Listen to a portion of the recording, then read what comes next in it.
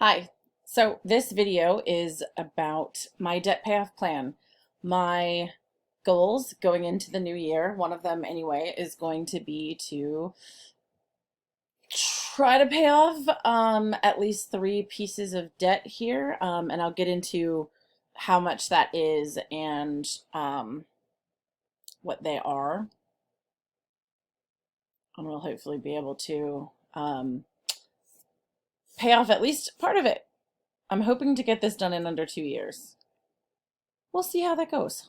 It's definitely reliant on a second income that I get from a job that I do. I teach part-time online for extra income, and I'm kind of at the point where I don't like doing it.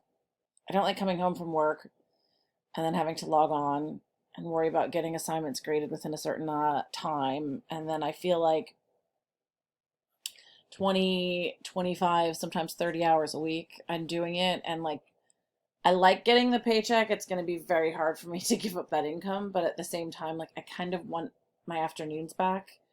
There are, I think I would just have a lot less stress. I think that I would have a lot less um, anxiety about things. I think that I would enjoy life more if I had a chance to quit. And I've been, not just quit, but like had actually hours of my time back where I could do things that actually give me any sense of fulfillment, because this job certainly doesn't.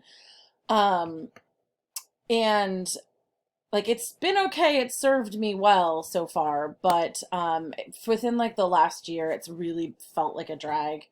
And I've been very, very close to quitting a lot throughout this year. And kind of the one thing in the back of my mind was sort of like, well, we're on lockdown, everything's closed, I'm stuck at home, there's can't go anywhere or do anything. If I'm stuck at home, I might as well make money at home. So that's kind of kept me in, and then anticipation of another lockdown when cold and flu season hit has kept me going so far. And um, I think I'm just done. And I think that I can,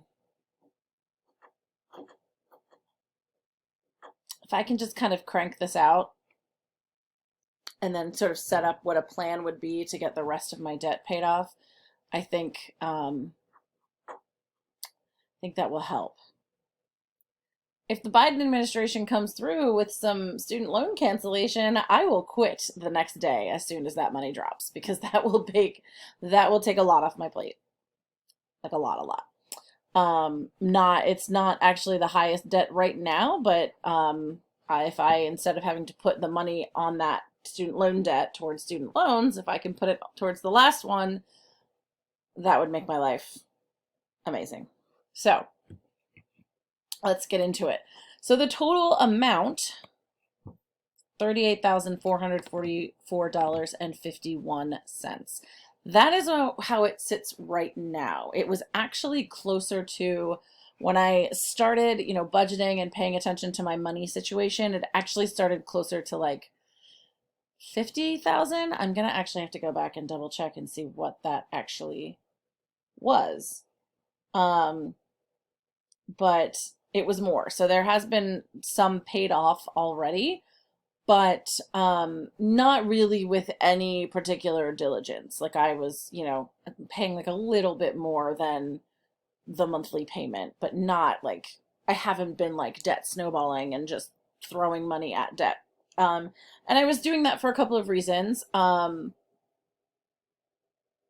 I was saving up for some things specifically that were going on in my life personally. I'm not really going to talk about those, but um, I was saving up for and then cash flowing those particular things. One thing I will tell you about, though, I am working towards a certification in educational administration. My school district pays for some, but they only pay, I want to say it's 6 credits, so 2 classes in a 3-year contract. So I've been having to cash flow a lot of that. So, some of that has been me setting money aside for the tuition bill that was coming for the next semester. Stuff like that. Some things are, I'm not really going to get into, like I said, super personal, but so most of my focus has been on budgeting to make sure I had money to pay for those things, but not necessarily like hyper focused on paying off debt. And this is the year 2021 where I start to get hyper focused on paying off this debt. So that's the total as it stands right now. Now, the breakdown for this, I have a personal loan right now of just under $2,000. That's $1,974.20. And a Citibank card right now has $4,600 on it. Now, the reason that I have this is turning into, I think it's a bit of a debt confessional, rather. The reason these two exist is because they used to be one Discover card, which had an absolutely insane interest rate on it that I didn't realize was that high. You want to talk about doing stupid with money? So I probably had a balance on that, like on that one about like 5 or 7,000. Like it really wasn't, I mean, it was enough, like not super terrible. People certainly get themselves into bigger messes than that. And I bought my house, which, I did before I found Dave Ramsey and saw his plan, which is kind of frustrating. Wish I had found him when I was like 22. But at any rate, so I'd already bought my house, and I know like I was panicking about not having enough money, like in case there was a problem. I bought a house that was actually in really good shape. It wasn't like I was walking in going, oh my God, I'm going to fix all these things. But it is a house that's over 100 years old. They don't exactly know how old it is because there was a fire in the courthouse where all of the, deeds and all of that stuff were registered, and construction permits, things like that. And so the fire happened and it destroyed all of the paper records. So, and the fire happened in like 1921-ish, early 1920s, I think. So, they just backdated anything that like didn't actually have a record in the courthouse from that point on. They assumed to be at least 100 years old, and that was that. So I was like, okay, so I don't know exactly how old my house is, but I do know it's at least 100 years old. And like I said, people have come in and owned it, have done some upgrades. Like I'm sitting in kind of an upgraded kitchen, and it's a mess, so I'm not going to show it to you. But just knowing that I had an old house, like you figure problems are going to exist and problems are going to need to be fixed. So I was kind of panicky. Like looking back, I think I probably shouldn't have bought this house, or at least not yet anyway. But at any rate, like I was really super panicky about, oh my God, like what happens if I need a new roof? Despite the fact that the roof is like 5 years old, I'm not going to need a new roof. But I was still kind of like panicking, like, oh my God, like what if my furnace goes out and I need to put a new unit in? Like that's thousands of dollars. I mean, I didn't really know at the time how much any of that cost, which is another reason why I should have been buying a house, but I did. And at any rate, like I kind of felt like, oh my God, the price of this mortgage, like this is the most debt I've ever taken on in my life at one time. Well, no, ever. And like all I kept thinking was, there's only one income in this household. Like it's all going to fall on me if there's a problem. Like if something needs to be fixed, if my stove goes, my refrigerator goes, whatever, like it is going to be on me to replace it, like on my income. Whew. Oh my God. And I was panicky, ultimately, like my parents are in a position where they would be willing to help and they would be able to help, which is great. But I didn't want to ask them for their help. You know what I mean? So at any rate, I was panicky about it. I'm like, oh my God, I need a stockpile of cash. So I would buy like furniture, groceries, anything that I needed and anything that I wanted that probably should have just waited.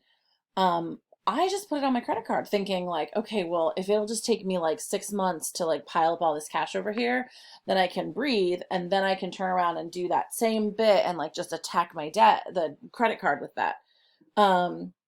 And yeah, so I ended up racking up, I don't know, close to like 14,000 maybe. And I like just kind of had my Discover, like this was stupid decision after stupid decision after stupid decision. So like that was bad enough.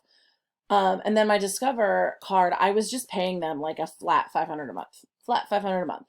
They sent me a digital bill, I want to say, and I'm not even sure I ever bothered to open it, like, because I just knew, well, they get $500 a month, like first day of the month, boom, there it goes. Um, and one day I actually did like open it up and look at it, and I realized that the interest rate was like the high 20s, like 29%. And I was paying them $500 a month, and they were taking out like 350 plus in interest alone. So I was like just not knocking this thing down at all. And I thought, you have got to be kidding me. I mean, that's definitely something you should pay attention to, and you should definitely not pay that much in interest for anything. And I was like, what the heck? I've had this card for since I was in college. It's like my longest account.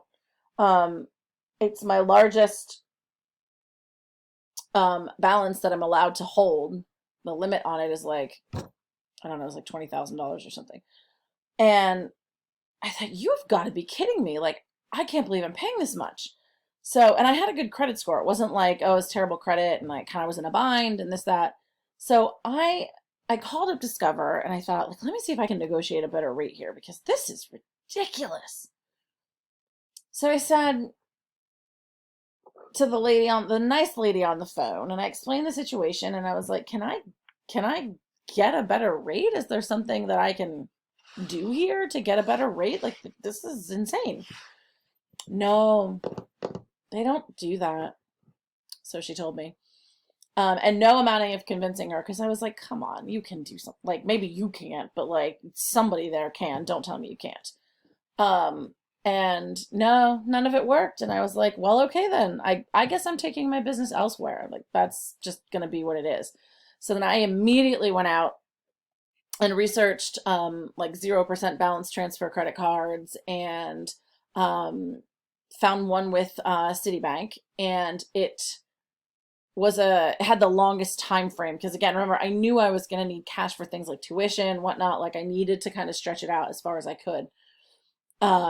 So I found that Citibank card. It had a 22-month 0%, but they would only give me I think it was $6,400. That was the limit. But then there was going to be about a $300 fee associated with transferring the balance over, which is fine. That's normal. Realistically, that is less than a month's of interest that I was paying on Discover anyway. So I thought, well, that's better than nothing. So I got the Citibank card, threw a whole big chunk at my Discover card, saw what was left, and then applied for a personal loan for the rest of that amount. And I want to say that my personal loan was about $5,000 to start with. And so, yeah, so I guess we can do the math on how much that was, what was left on my Discover card anyway. So 6,100, 5,000, so $11,100. So, boom, Discover card paid for. I did actually leave the account open because I have a bunch of points that I need to trade in, and I haven't decided what I want yet, and it's been years. Yes, I know that's stupid. But I also didn't want to kill my credit score by closing out my A, longest account, and B, my largest ability to borrow. Like, I don't really plan on ever using it again. Like, I'm still furious with that 29%. And I honestly kind of want them to call me and ask me why I'm not using their card, and I'm going to tell them that that's why. But I don't want to close it because I don't want it messing with my credit score. So, I may have to like kind of buy something small and like pay it off just to kind of keep it active, but whatever. If I had other accounts, like I've closed a few other ones years and years and years ago. So that was really my only credit card. But now there's the Citibank card. And I am going to very quickly pay that off before the interest gets tacked on. So if you pay it in full before the 0% is up, then you don't have to deal with the interest. So I'm going to make sure I do that. So the next up is, so anyway, these first two are part of a credit card. An idiotic credit card mistake that I'm fixing. And I'm actually hoping that these will be all paid off by March. So we should be good there. Um, this next one, American Education Services. And sorry if you can hear sizzling in the background. That's my food cooking. It's my dinner. I'm having breakfast for dinner today. So American Education Services, that's my student loan. I've always had a really easy payment. It's like $196 a month or something. So I just do a flat 200 because, oh, this is where I sound like a jerk. My parents and I had a deal when I went to college. They would pay for school. They had me take out loans just to kind of make things easier on them, which, whatever, in the past. However, ultimately, those are in my name. And if my parents are someday unwilling or unable to pay, then I'm going to be the one who has to pay it. And I quite frankly, like, I'm sick of having it around. I just want to pay it off.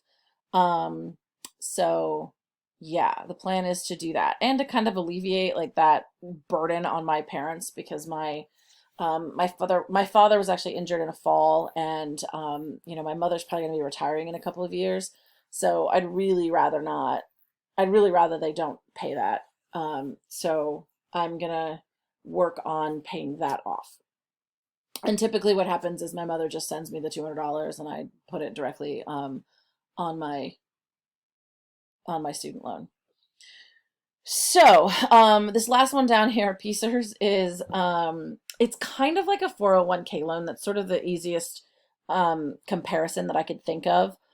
I didn't borrow against my retirement, but I incurred a debt on it by purchasing years that I served out of state. So my first teaching job was in Louisiana.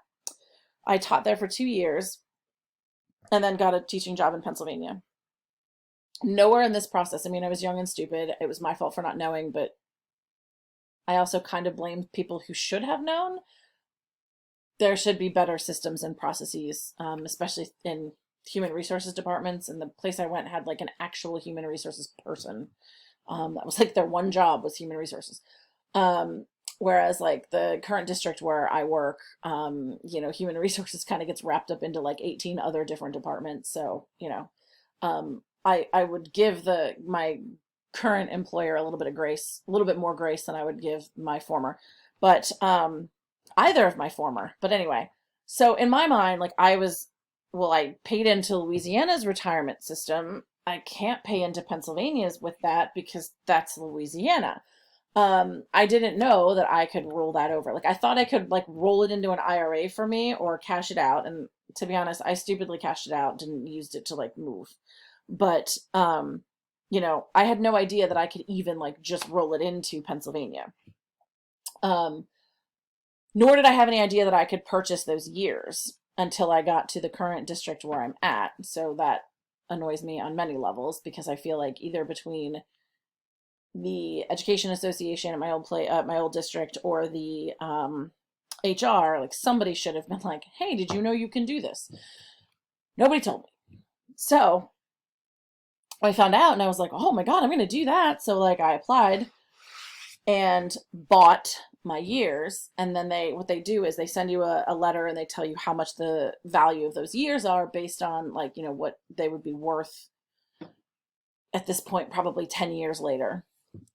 Which of course is way more than they would have been worth if I had if I had bought them when I first got into Pennsylvania and into the Pennsylvania retirement system. So that's where I'm annoyed. It's cost me a lot of money, which is again like my own fault for not knowing, but those are intricacies of things that other people should know who are already in those positions and they should tell you. Nevertheless, so I applied and they handed me a bill for like $15,000. And I was like, I am like a week from closing on my house. Like I can't pay this. But they actually give you options. So you can pay it off. Like if I had $17,000 lying around, I could just send it. They would put you on a payment plan. And I was a little cautious of doing that because I didn't want like my credit to get run and see like, oh, here's the new payment thing. So I was like, I don't know how to handle that. And then the other thing is you can do nothing. And then at the end of your time working, when you retire, they will take the value, whatever that value has climbed to, they will take that out of your pension plan. So either like if I had a cash out option of, say, I'm just going to use straight numbers. Let's say I had a cash out option of $100,000 and the value of that was $50,000, then I would only get the 50,000. If I'm just taking monthly payments and the monthly payments are off of a pension of 500,000, they'll take the 50,000 off of that. So my pension payments would be based off 450,000.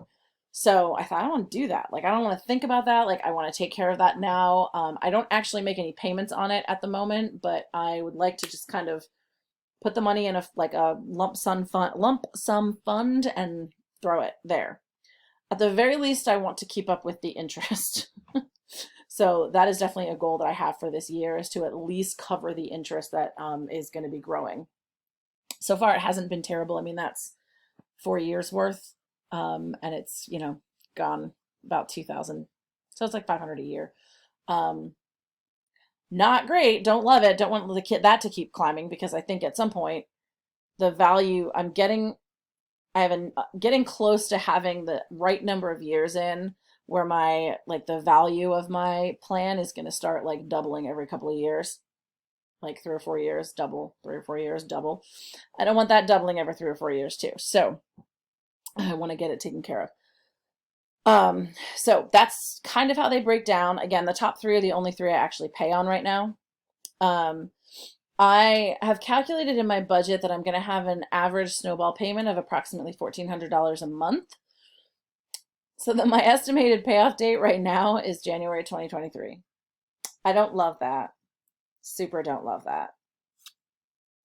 But here's how they'll all break down. And something that I think that I can do if I pull something, some from savings, I think I can actually get it done maybe a month or 2 before January 2023 hits. So still within 2022. And again, if student loan cancellation comes through, maybe even better.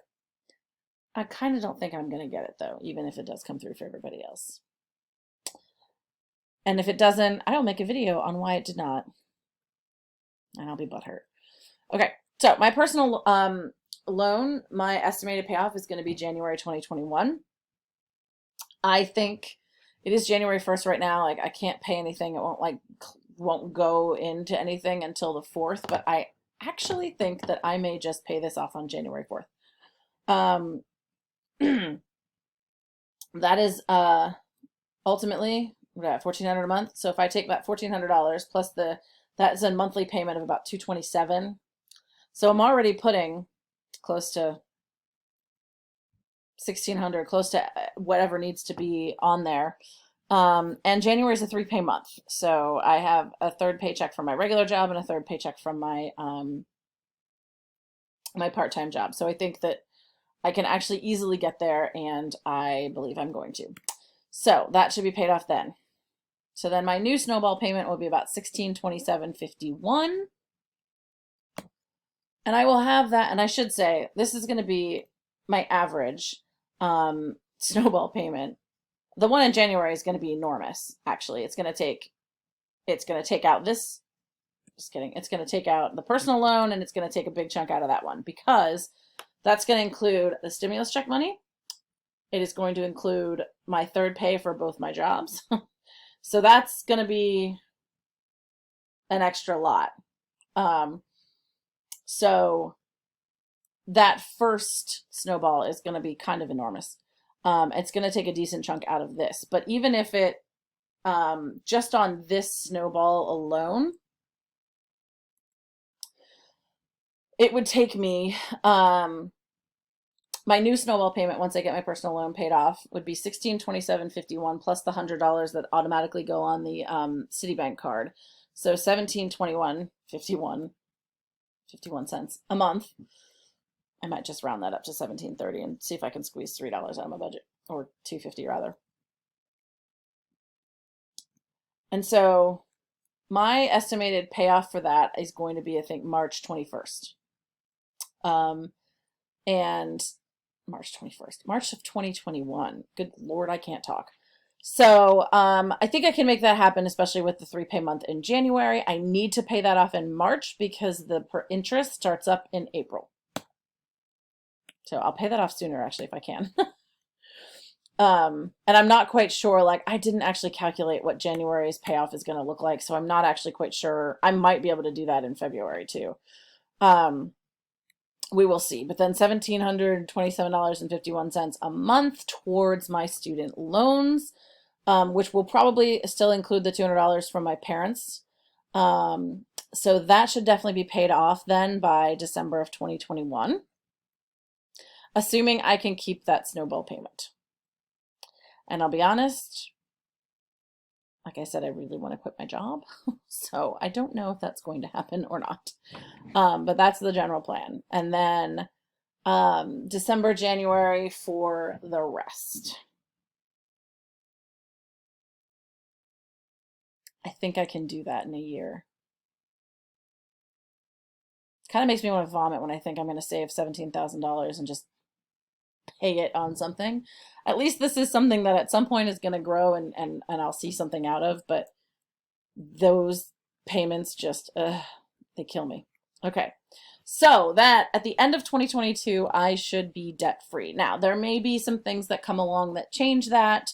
I might be changing jobs. This is going to sound terrible. I actually have about $20,000 in the bank right now saved. That's just sitting there in a savings account. And the reason for that is twofold. One, it started because I kind of got into storm mode and started piling up cash because I really didn't know what was going to happen with COVID. My father's care needs are such that, like, if my mother got sick and had to quarantine, like, I may have had to take off work to go take care of him. I could get sick myself, and it could have been something longer than I think the COVID relief plans for the year gave you like 10 days. I want to say, well, it might have taken me more if I had to quarantine or if I actually got sick. And I kind of thought, like, I really need money. Like, I'm going to pile up money and go from there. So that was the original plan with that money. The other thing that I need to do with that money, the job that I'm currently in school for is not really going to be available where I currently work. It would take someone leaving or retiring, and I honestly don't see that happening. So that's going to mean that I'm going to have to go someplace else. Like, they're not going to create a position. There's no space to create a position for me. So it's going to take somebody leaving, and it's not going to happen. So I'm going to have to leave most likely. So, and in order to find a position like this, I'm going to actually cast a pretty far and wide net. So I would be okay staying, kind of close to where I am and staying in my house. And I'm also okay going to other areas. I'm actually kind of excited about the idea of going to a different area. But if I'm far enough away, that means I'm going to have to sell my house. This is the first house I've ever owned. I'm not exactly sure what it's going to take financially to go sell a house and pack up and move. And, I'm concerned then about, like, how much money I might need if I need to fix something before I sell.